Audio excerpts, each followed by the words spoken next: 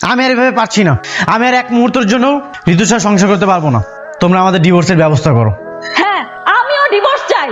ওর সাথে সংসার করার এক মুহূর্ত সম্ভব না। আমাদের মধ্যে না আছে ভালোবাসা, না আছে কিছু। তোমরা আমাকে জোর করে বিয়ে দিয়েছিলে। আমি আর আমার লাইফটা নষ্ট করতে চাই না। আমি নতুন ভাবে বাঁচতে চাই। ঋতু তো মা হতে চলেছে। আলহামদুলিল্লাহ, আলহামদুলিল্লাহ। আরে এটা অসম্ভব। এই তুই চুপ কর তো, তুই এইসবের কি বুঝিস? হ্যাঁ, জি সুসংবাদ, মিসেস ঋতু মা হতে চলেছেন। কি? কি? আরে এটা তো অসম্ভব। না না না, এইটা আমি মানি না। আপনি মানা না মানার কে? আরে আমি তোর হাজবেন্ড। ও, ব্যাপারটা তাহলে টেনশনের। দেখেন, ফ্যামিলি ম্যাটার, ব্যাপারটা বাসায় গিয়ে আলোচনা করেন। আমার রিপোর্ট একদম ঠিক আছে, মিসেস ঋতু অন্তঃসত্ত্বা। জি ডাক্তার আপা, আপনাকে অসংখ্য ধন্যবাদ। আরে কি বলতেছে এসব? তোর কি কাণ্ড জ্ঞান বলতে কিচ্ছু নেই? ডাক্তারের সামনে তুই এগুলো কি বলছিস? চাচি বিশ্বাস করো, আমি কিচ্ছু করি নাই। প্লিজ আপনারা থামেন, ব্যাপারটা বাসায় গিয়ে আলোচনা করেন। আমার পরবর্তী পেশেন্ট আসবে, যান। তোমরা আমাদের ডিভোর্সের ব্যবস্থা করো। হ্যাঁ, বৌমা প্রেগনেন্ট, ফাজিল কোথাকার সে আছে ডিভোর্স নিয়ে। আচ্ছা, এই বাচ্চার বাবাকে জাস্ট কিছুদিন হলো আমাদের বিয়ে হয়েছে। আমি তোকে টাচ পর্যন্ত করিনি। এই মিথ্যা কথা বলিস কেন? গতকাল রাত্রেও তো তুই আমার পাশে শুইলি, আমাদের টাচ লাগলো না? পরশুদিন বাইকে চড়ার সময় বাইকের পিছনে জড়ায় নিয়ে বসলি, তুই মিথ্যা বলস কেন? আরে ঘাড় ধাক্কা দিলে আর বাইকের পিছনে বসালে কি তুই প্রেগনেন্ট হয়ে যায়? থাম তো তোরা, যা হবার হয়েছে। এই অবস্থা কখনোই ডিভোর্স হয় না। তোমাদের বলে না কোনো লাভ নেই। তোমরা যা ইচ্ছা তাই করো, আমি আমার ব্যবস্থা করতেছি। তা আপনার মামলার বিষয়টা বলেন। ভাই আসলে বলতে যাচ্ছিলাম, আমি ডিভোর্স করতে চাচ্ছি। আপনি একটা ব্যবস্থা করে দেন। ডিভোর্স করতে যাচ্ছেন? আচ্ছা, করাই দেওয়া যাবে, কোনো সমস্যা না। কিন্তু একটা সমস্যা আছে, আমার ওয়াইফ তো প্রেগনেন্ট। কি? আপনার ওয়াইফ প্রেগনেন্ট? তাহলে তো ডিভোর্স হবে না, এটা আইনের পরিপন্থী। কি বলতেছেন এটা? সেই সন্তান তো আমার না। সন্তান আপনার না, তাহলে সন্তান কার? সেটা তো ভাই আমিও জানি না। আপনার ওয়াইফকে জিজ্ঞেস করেন। সেও জানে না। আচ্ছা আচ্ছা, ঠিক আছে, বুঝতে পারছি। আপনি একটু রিল্যাক্স হন তো। কেন আপনার এই ডিভোর্স পর্যন্ত চলে আসতে হলো, পুরো ঘটনাটা আমাকে খুলে বলেন। ভাই 1 মাস আগে একটা জ্যোৎস্না রাতে। এই আমার না অনেক ভয় লাগতেছে, এদিকে আসো না তুমি একটু। আরে লাভ দাও, লাভ দাও, লাভ দাও। লাফ দিলে যদি পা ভেঙে যায়, আমি অনেক ভয় পাইতেছি। আরে তুমি এদিকে আসো না। কি রে ঋতু, তুই কোথায় পালাচ্ছিস? ঋতু, এই তুই কোথায় পালাচ্ছিস? এই এই নিচে নাম, ডাক দিব তোর বাবা মাকে, ডাক দিব। চাচি কই তুমি? তাড়াতাড়ি আসো। তুমি কোথায় আসছো? আরে জলদি ঋতুকে বিয়ে দিয়ে দাও। আজকে তো একটুর জন্য মান সম্মান বেঁচে গেল। যদি উল্টাপাল্টা কিছু করে ফেলতো তাহলে আমাদের মান সম্মান কোথায় থাকতো? শোন ছোট, ও ঠিকই বলেছে, বুঝে শুনে একটা ব্যবস্থা কর। আমি না সব বুঝতে পেরেছি। সব দোষ এই দেখো তোমাদের মেয়ের কাণ্ড। দীপ না একদম ঠিক কথাই বলেছে। তোমার মেয়েকে 2-3 দিনের মধ্যে বিয়ে দিয়ে দাও, তা না হলে কিন্তু বিপদ আছে। এই তুই আমার সাথে চল তো, আয় কি? এদিকে আয়।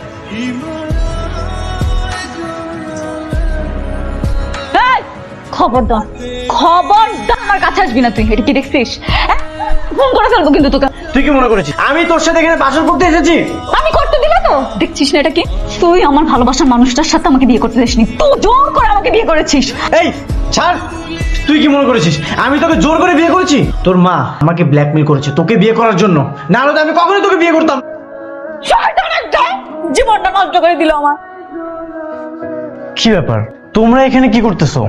তোরা ঝগড়া করিস কিনা সেটা শুনতে আসছি। এখন তুই সত্যি সত্যি ঝগড়া করছে। বাবা, আমি ওর সাথে থাকতে পারবো না, একটা মুহূর্ত আমি থাকতে পারবো না। আর জোর করে কিছুই হয় না। তোকে থাকতে হবে, তুই থাকবি। ঢুক ভিতরে, যা যা। তুই একটা পাগল, তোর বাপ মা আরো বড় পাগল। তাই না? আমার বাবা মা পাগল আর তোর বাবা মা হলো বড় ছাগল। এই রে, এই তোর বালিশ, যা মাটি দিকে এসো। এভাবে আমাদের 1 মাস কেটে যায়। আমি তাকে একটাবারের জন্য স্পর্শ করিনি। আমরা এক রুমে থেকেছি কিন্তু একসাথে ঘুমাইনি। সে কিভাবে প্রেগনেন্ট হয়? আপনার কেসটা আসলেই জটিল। এখন শোনেন, আপনি এই ডিভোর্সটা একমাত্র একভাবে করতে পারেন, সেটা হচ্ছে আপনি আপনার বাচ্চার বাপটা কে এটা খুঁজে বের করেন। হ্যালো, তুই কই? বাসায়। আমি বাসার নিচে আসতেছি, তুই রেডি হ। আমি তোর বয়ফ্রেন্ডকে পাইছি। তোর স্বীকার করতে গেছি না? ভাই বিশ্বাস করেন, আমি কিছুই করি নাই ভাই। আবার কয় কিচ্ছু করি নাই। ভাই আমি কিচ্ছু করি নাই ভাই, আপনারা শুধু শুধু আমার মারতেছেন ভাই। মানুষ ভুল না করলে তো কেউ করে মারে না। তোর কি মনে হয় তোর মারার লেগে সুট সুটছে আমার? কিচ্ছু করে আপে তো না রে ভাই। ভাই কিরে, স্বীকার করেছে? আমি কিছুই করি নাই ভাই। হালালে সকালতে মারতাছি, কিচ্ছু স্বীকার করে নাই। কি? তুই এখনো স্বীকার করিসনি? এই বাচ্চার বাবা তুই? এই ওকে মার, ভাই বাইরেন না ভাই বাইরেন না আল্লাহর কিরা ভাই এই বাচ্চা আমার না ভাই।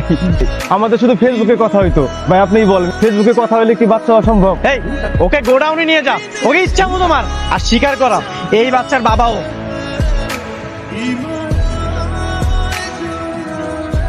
এক্সকিউজ মি ভাইয়া। জি আপু।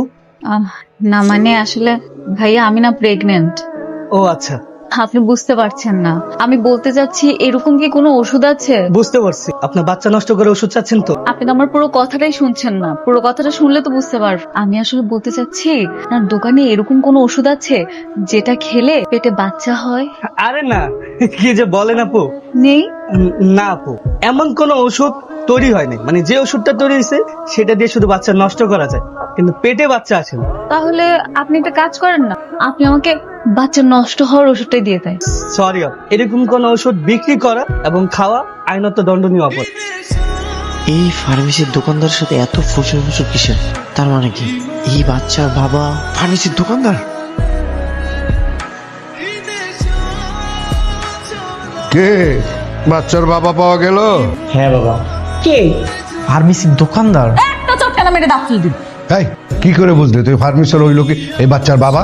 আমি নিজ চোখে দেখেছি ফার্মেসির লোকটার সাথে ফুচুর ফুচুর করতে। আরে কারোর সাথে ফুসুর করলেই কি সে বাচ্চার বাবা হয়ে যায় নাকি? হ্যাঁ, এক্স্যাক্টলি। এই তুমি ফার্মেসিতে গিয়েছিলে কেন? কেন যাব না, আমি শিওর ছিলাম ও নিশ্চয়ই আমাকে কোনো মেডিসিন খাইয়েছে যার কারণে আমি প্রেগনেন্ট হয়ে গিয়েছি, সেই জন্যই তো গিয়েছিলাম ফার্মেসিতে। মেডিসিন খেলে কি কেউ প্রেগনেন্ট হয়ে যায়? হয় না? আরে এক গাধা বিয়ে করছে আরেক গাধাকে, এখন আমরা যত বিপদের মধ্যে পড়ছি। শোন বাবা, বাচ্চা হওয়া না হওয়া এটা আল্লাহর নিয়ম, এটা যা হবার হয়ে গেছে, এটা নিয়ে আর চিন্তা করে কোনো লাভ নেই, বরং আমরা আনন্দ করি। বাবা আমি তো তোমাদের বলে না কোনো লাভ নেই। আরে মামা ঈদ চলে আসছে। কিরে কি অবস্থা? ভালো আছি তো। শুনলাম তুই নাকি বিনা দাওয়াতেই বাবা হয়ে গেছি। আমি বাবা হতে যাচ্ছি সেটা তো আমি নিজেই জানি না, আর ও যে মা তো যাচ্ছে এই বাচ্চার বাবাকে ও জানে না। কি একটা অদ্ভুত রে। এইসব বিষয় নিয়ে কি মজা নিতে হয়? তো মজা নিব না? তোমার বাচ্চার বাবাকে সেটা নিজেই বলতে পারছো না, তাহলে কি করবো? মজা তো নিতেই হবে। কিরে আচ্ছা দোস্ত, এমনও তো হতে পারে ঘুমের মধ্যে সেটাই হতে পারে তো, আমিও সেটাই ভাবছি। হ্যাঁ আমিও তো সেটাই ভাবছি। আমি কি তোমার সাথে কখনো এক খাটে ঘুমিয়েছি? হ্যাঁ, ওই যে বৃষ্টির দিন। হ্যাঁ বৃষ্টির দিন? এই তোমার মনে পড়তেছে না, ওই যে বৃষ্টির দিন বৃষ্টি হচ্ছিল, তারপর তুমি আর আমি যে এক খাটে শুলাম। সেদিন তো তুমি এক পাশে শুয়েছিলে আর আমি আরেক পাশে, আমাদের মধ্যে অনেক ডিস্টেন্স ছিল। তোর মনে করে চালাই দে, সমস্যা কি? এটা কখনোই সম্ভব না। আর ওর বাচ্চার পিতৃ পরিচয় আমি দিব, এটা তো কখনোই সম্ভব না। অসহ্য, তোমার সাথে বের হওয়াটা আমার ভুল হয়েছে। মা নির্যতা কিচ্ছু রাখলা না, অপমান করো তো করো, এখন ফ্রেন্ডদের সামনেও করলা। রহিম ভাই। আপা আপনি? হ্যাঁ আমি, আমার একটা শ্যাম্পু দেন আর হচ্ছে একটা বিস্কিট দেন। আপা হ্যাঁ শুনলাম আপনার সন্তানের বাবার পরিচয় নাকি নাই? কে বলছে? এলাকা তো সরিয়ে গেছে, সবাই তো হাসাহাসি করতেছে। আপা সদাইটা নিয়ে যান। আরে আপা, আমরা বাচ্চার নাকি বাবা সন্ধান পাইতেছেন না? না পাইলে মহলে আর কি পোস্টার লাগাই দেন, পাইয়ে যাবেন কি।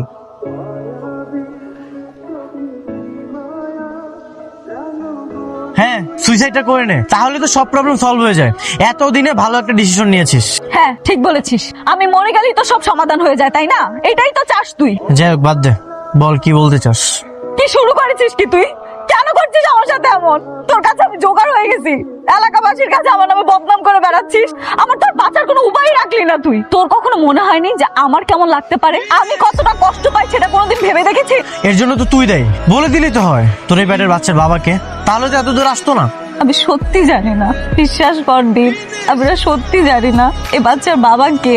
আচ্ছা তুই তো আমার সাথে ছোটবেলা থেকে একসাথে চলেছি, আমরা একসাথে বড় হয়েছি, তোর কি মনে হয় না যে যদি আমার সাথে এরকম কিছু হতো আমি তোকে জানাতাম না? বল, আমি সত্যি এরকম কিচ্ছু করিনি, আমি আর যাই হই চরিত্রহীন না দীপ। তোর চরিত্র যে কেমন সেটা তো তোর এই পেটের বাচ্চা দেখে বোঝা যাচ্ছে। আচ্ছা তুই তো আমাকে একদিন বলেছিলি চল সবকিছু ভুলে আমরা নতুন করে সব শুরু করি। হ্যাঁ বলেছিলাম, কিন্তু সেটা পেটে বাচ্চা আসার আগে। দীপ তুই অন্তত আমাকে ব্লেমটা দিস না প্লিজ, তুই তো সব জানিস তাই না? প্লিজ তুই এই সন্তানের স্বীকৃতিটা দে। দেখ এটা কখনোই সম্ভব না। দেখ দীপ, তুই আর আমি তো ছোটবেলা থেকে একসাথে বড় হয়েছি, আমার সব দুঃখ কষ্টে তুই আমার পাশে ছিলি, আজকে আমার এত বড় একটা বিপদে তুই আমার পাশে থাকবি না? তুই তো তুই তো এখন শুধু আমার ভাই না রে, তুই তো আমার হাজবেন্ড। দেখ আমার এত বড় একটা বিপদ, এলাকাবাসী আমাকে এইভাবে কথা শোনাচ্ছে, এইভাবে ব্লেম দিচ্ছে, একমাত্র তুই পারিস আমাকে সব কিছু থেকে উদ্ধার করতে। আমি না তোকে রিকোয়েস্ট করতাম না রে, এই সন্তানটার দিকে তাকিয়ে আমি তোকে রিকোয়েস্ট করছি, প্লিজ দীপ এলাকাবাসী সবাইকে বলে দে এই সন্তানের বাবা তুই। তোকে আমি আবারও বলতেছি, এটা কখনোই সম্ভব না। যেটা আমার না সেটা আমি কখনোই মেনে নিতে পারবো না। তুই একটা কাজ কর, তোকে একটা ভালো আইডিয়া দিচ্ছি, তুই ফেসবুকে স্ট্যাটাস দে বাচ্চার বাবাকে। তুই যার যার সাথে সময় কাটিয়েছিস না, দেখবি যে কারো না কারো মনে পড়বে, কমেন্ট করে জানিয়ে দিবে বাচ্চার বাবাকে। দীপ, আমি আর যাই হই চরিত্রহীন না, তোকে বলেছি। বাবারে, আমার মনে হয় তুই কোনো ভুল করতেছিস। ওকে তো আমরা ছোটকাল থেকে চিনি। ও যদি কোনো ভুল করতো তাহলে আমাদেরকে বলেই দিত, গোপন করতো না কখনো। আমার মনে হয় তুই কোনো মা, এটা আমার থেকে কখনোই না। তারপরও তুই তো ওর স্বামী আর আমরা ওর গার্ডিয়ান। আমরা চাই তুই সবকিছু মেনে নে, ওর মান সম্মানটা নিয়ে আর খেলিস না বাবা। বৌমা সুইসাইড করতে যাচ্ছে, তুই তাড়াতাড়ি আয়। মা চলো, তাড়াতাড়ি চলো। মারে, তুই কেন এই কাজটা করতে গেলি? কেন? আচ্ছা, আমরা সবাই তোর পাশে আছি না নাকি? আমরা কি মরে গেছি নাকি? মা, আমরা কি কখনো তোকে ভুল বুঝেছি বল? তুই কি মানুষের কথা নিজের জীবনটাই নিয়ে নিতে চাস? মানুষের কথা না মা, আমি যার সাথে সারাটা জীবন কাটাবো সেই তো আমাকে বিশ্বাস করে না। সব জায়গায় আমাকে অপবাদ দিয়ে বেড়ায়। তুমি বলো মা, এমন অবস্থায় আমি কিভাবে তার সাথে সারাটা জীবন কাটাই? এর থেকে তো ভালো আমার মরে যাওয়াই, তাই না? ডাক্তার কল দিচ্ছে। আচ্ছা, আবার একটু বলেন তো। আসলে আমারই ভুল হয়েছে, আমাকে মাফ করবেন। আমাদের দুইটা পেশেন্টের নাম সেম থাকায় রিপোর্ট উল্টাপাল্টা হয়ে গেছিল। আপনার মেয়ে প্রেগনেন্ট নয়, ওনার পেটে জাস্ট গ্যাস হয়েছে। তুই বসে আছিস কেন? যা, হট, যা না।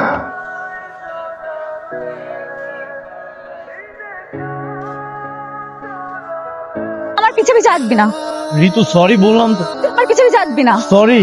এখন সরি বলে লাভ কি? এলাকার মধ্যে যে আমার মান সম্মান নষ্ট হলো সেটা কি ফেরত আসবে? দেখ, পরিস্থিতি আমাকে এখানে এনেছে। রাস্তার মধ্যে তোর মান সম্মান নষ্ট হয়েছিল, আমি এই রাস্তার মধ্যে সবাইকে বলে দিচ্ছি তুই আমার ওয়াইফ। ফিউচারে তোর যে বাচ্চাটা হবে সেটাও আমাদের। হ্যাপি?